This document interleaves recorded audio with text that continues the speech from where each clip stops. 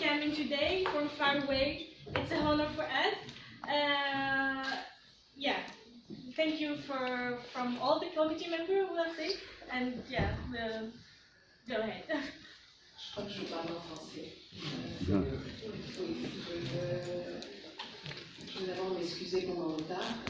Je n'ai pas réglé mon horloge, alors j'étais 1 heure derrière vous. Et je ne comprenais pas pourquoi la Bible m'appelait pour me demander où j'étais. Je voulais d'abord vous remercier les représentants du ministère de l'enseignement supérieur, de l'éducation et de la recherche. Je veux remercier notre hôte ici à l'Institut des études africaines. Je voudrais remercier le représentant de la présidence de l'Université Mohamed V et aussi le directeur de l'Institut scientifique.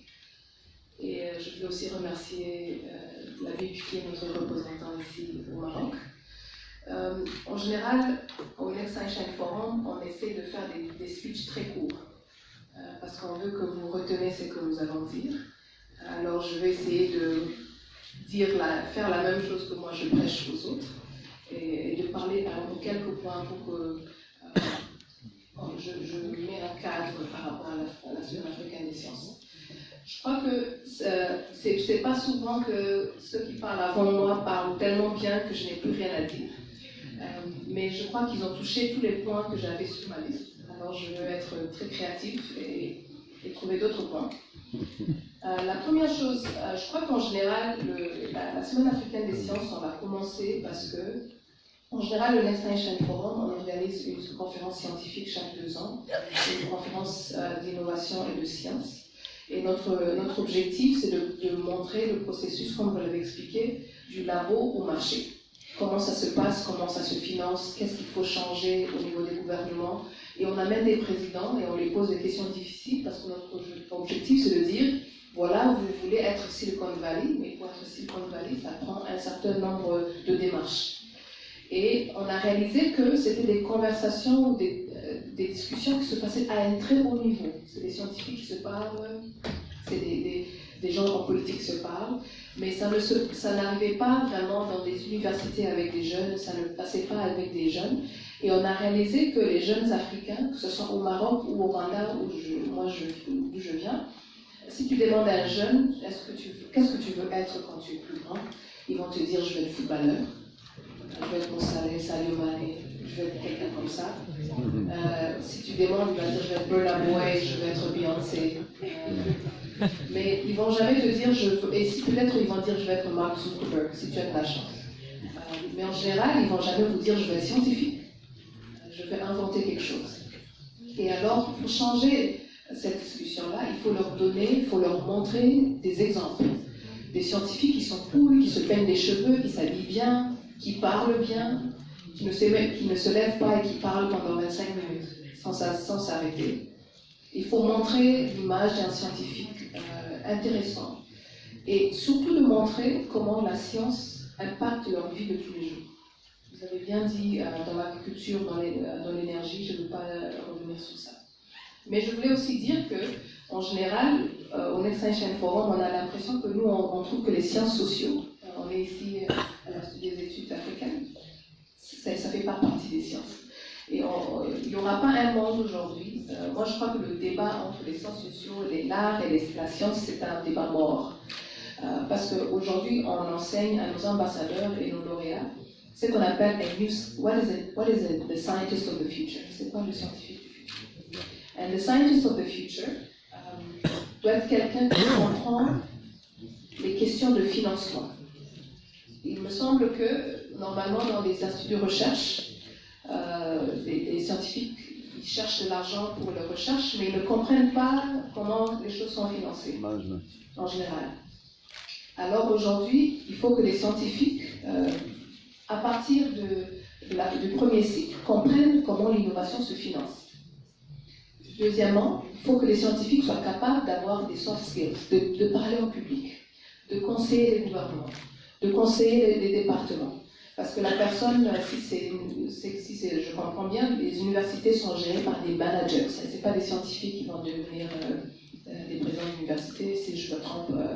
Alors, il faut que ces personnes soient capables de donner des conseils qui vont être compris, parler au public, Ça, c'est les nouveaux scientifiques. C'est pas seulement... la recherche est très importante. Il ne faut pas que...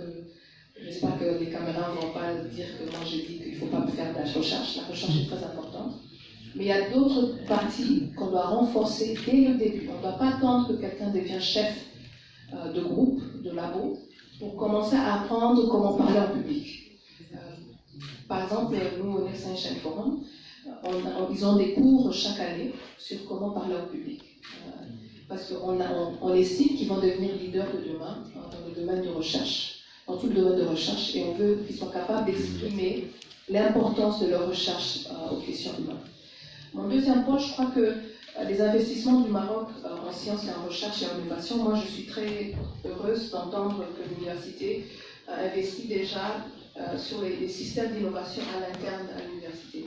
Je viens du Rwanda et on a un très bon leadership au niveau national, mais à cause du génocide et beaucoup d'autres problèmes, on n'a pas investi dans nos chercheurs.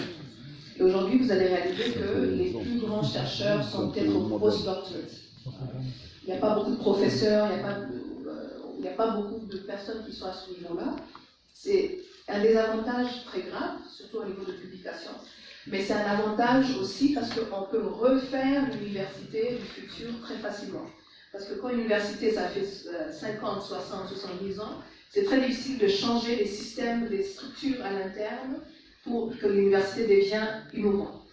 Je crois que la question à l'interne de se poser comment l'université devient plus innovante, c'est vraiment vous êtes en avance par rapport aux autres pays en Afrique. Je voulais parler du rôle des femmes. Je suis la seule femme sur ce plateau, comme vous le voyez très bien. Non, mais il y a ça. Seulement qui est oui, c'est vrai. Et le rôle de femme, je crois que au Next Generation Forum, on essaye de sortir dans les slogans. Dans tous les sens, hein, nous, on sort dans les slogans.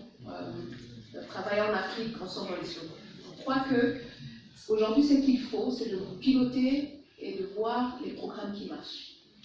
Et au Next Generation Forum, quand on rencontre les gouvernements, on ne dit pas, voilà, c'est le seul pays où tu peux, dans tous les domaines, trouver une femme spécialiste à un haut niveau dans tout le domaine de recherche. Ce n'est pas par accident, c'est parce qu'ils ont dit, on va prendre ces 27 chaires de recherche, ça va être pour des femmes. Et quand ça s'est passé, le ministre de l'enseignement supérieur et de la science, on a dit, c'était une femme, on a dit, on assure, madame la ministre, ça ne va pas être possible. Elle les a dit, non, on va les chercher, on va les trouver. Et effectivement, on les a trouvés. Je crois qu'aujourd'hui, il faut sortir dans les slogans et passer plutôt au programme qui marche et voir, comme on dit dans l'innovation, how to scale programs that work. If it's working, how can we scale it to other universities? And my last point, moi je veux que l'Afrique arrête d'être appelée le continent des startups, parce qu'il faut faire attention que, et quand je veux dire le continent des startups, ça veut dire là où on ne crée pas des industries qui ne créent pas de l'emploi. Le problème qu'on a en Afrique, on a des fois